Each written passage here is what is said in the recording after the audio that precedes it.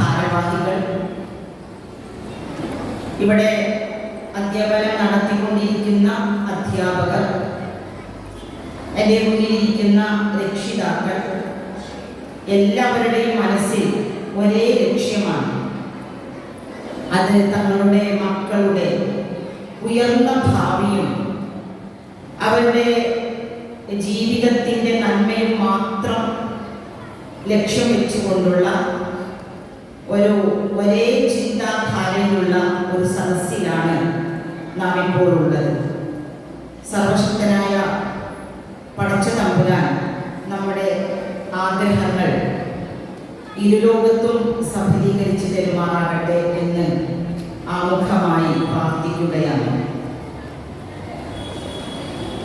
നമ്മുടെ എല്ലാവരുടെയും സ്വപ്നമാണ് നമ്മുടെ മക്കൾ എന്ന് പറയുന്നത്. അവര് മാതാവിൻ്റെ ഗർഭപാത്രത്തിൽ രൂപം കൊള്ളുന്ന സമയം മുതൽ മാതാവിൻ്റെയും പിതാവിൻ്റെയും ബന്ധുക്കളുടെയും ഒക്കെ സ്വപ്നങ്ങൾക്ക് ചിറകു മുളക്കാൻ തുടങ്ങും. അതിൽ കുട്ടിക്ക് നല്ല പേരിടുന്നത് മുതൽ ആ കുട്ടിയുമായുള്ള നമ്മുടെ സഹവാസം മുതൽ അവരുടെ ജീവിതത്തിൻ്റെ അങ്ങേ അറ്റം വരെ നമ്മൾ സ്വപ്നം കണ്ടുകൊണ്ടേയിരിക്കും. ഈ സ്വപ്നങ്ങളും ആഗ്രഹങ്ങളും ചിലപ്പോൾ നമുക്ക് വേവലാതികളായും ആശങ്കകളായുമാണ് പലപ്പോഴും പല രക്ഷിതാക്കളും പ്രകടിപ്പിക്കാറുള്ളത്.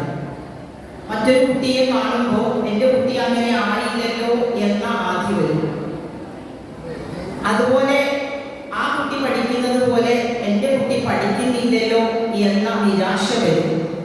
ഇതൊക്കെ ആ സ്വപ്നങ്ങളുടെ ഒരു മറുഭാഗമായി നമ്മളിൽ അറിയാതെ വന്നു പോകുന്ന കാര്യങ്ങളാണ്.